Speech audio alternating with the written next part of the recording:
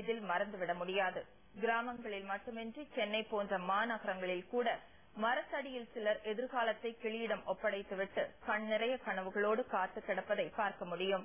கிளியை போன்ற இப்போது எலியும் முயலும் கூட இந்த தொழிலில் நுழைந்துள்ளன.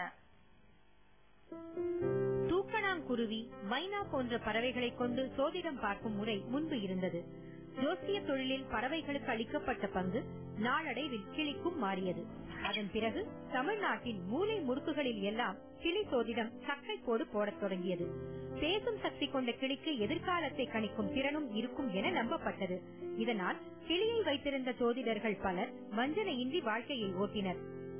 ஒரு 30 வருஷமா தொழில் பார்த்துக்கிட்டு இருக்கிறோம். 30 வருஷமா பாக்குறோம்னா இங்க எம்ஜிஆர்ல ஒரு 27 வருஷம் 28 வருஷத்துல ஆகுது. 28 வருஷம் ஆனா எங்களுக்கு பரம்பரையா நாங்க தொழில் வாரிசா தலைமுறையா வந்தோம். ஆரம்பத்துல வந்ததே கிளி ஜோசியம் தான். அதுக்கு பிறகுதான் பஞ்சாங்க, ஜாதகம், எண்கணிதம், ஜாதகம் அந்த மாதிரி வந்தது. ஃபர்ஸ்ட் ஆரம்பத்துல இருந்தே பாக்குறாங்க. அதனால எல்லா இதுலயும் ஃபேமஸா பாக்குறாங்க. விருப்பப்பட்டு பாக்குறவங்க கிளியை எடுத்து கொடுக்க அப்படின்னு விருப்பப்பட்டு பாக்குறவங்க, சிலவங்க கிளி ஜோசியம் சொன்னா பழிக்குன்னு கேட்கற விருப்பப்பட்டு பாக்குறவங்க இருக்காங்க. ஒரு காலத்தில் ஊரையே கட்டி போட்ட கிளி சோதிடம் தற்போது சலிப்பை ஏற்படுத்த தொடங்கி இருப்பதையும் மறுக்க முடியாது. இதனால் ஜோதிட தொழிலில் ஈடுபட்டுள்ளவர்கள் புதுமையை புகுத்தி வாடிக்கையாளர்களிடம் ஆர்வத்தை அதிகப்படுத்தும் நடவடிக்கையில் ஈடுபட்டுள்ளனர். புதுமையின் அடையாளமாக எலியும் முயலும் தற்போது ஜோதிட தொழிலில் இறக்கிவிடப்பட்டுள்ளன. எலி, முயல் ஆகியவற்றை கொண்டு 1000க்கும் மேற்பட்டோர் தற்போது சென்னையில் ஜோதிடம் பார்த்து வருகின்றனர். ஜோதிட தொழிலில் புதிதாக கால் பதிக்கும் பிராணிகளுக்கு உரிய பயிற்சிகளும் அளிக்கப்படுகின்றன.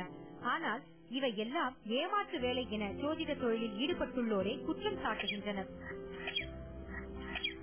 பயிற்சிக்குன்னு பாத்தீங்கன்னா எங்க ஆளுங்களை பொறுத்தளவுக்கு எல்லாருமே அந்த பயிற்சி கொடுப்பாங்க. எங்க ஆளுங்களை பொறுத்தளவுக்கு இந்த ஜோசியம் பாக்குறவங்க எல்லாருமே அந்த பயிற்சி கொடுப்பாங்க. அது எடை சாப்பிட்டு நல்லா உடம்பு வந்துச்சுன்னா அதை உடனே பழகி கூட கொடுத்துருவேன். 2 நாள்ல கூட பழகி கொடுக்கலாம்.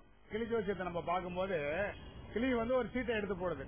அந்த சீட்டை எடுத்து போடும் போது அதுல விஷயம் என்ன சொல்லுதுன்னா, இதை போல நல்லது இருக்கு, கெட்டது இருக்கு, இன்னொரு 4 நாள்ல 5 நாள்ல 15 நாள்ல உனக்கு இந்த கஷ்டகாலம் முடிஞ்சிடும், மனக்கவலைப்படாதுன்னு கிளி சொல்லுதுன்னு சொல்லுவான். அது ஒரு மன ஆறுதலுக்காக கும்பிடக்கூடியது. அதை முற்றிலுமா உண்மைன்னு சொல்ல முடியாது. காஞ்சி காமாட்சி அம்மனை நினைச்சு குறை இல்லாம குத்தம் இல்லாம நல்ல சீட்டா 33 ஏட்டுல எடுத்தியா, அதான் சீட்டுன்னா ஒரு தடவை சுத்தி வர.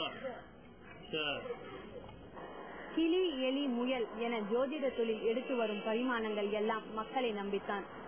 உழைத்தால் உயர்வு உண்டு என்பதை புரிந்தோர் ஜோதிடம் பக்கமே தலை வைத்து படுப்பதில்லை.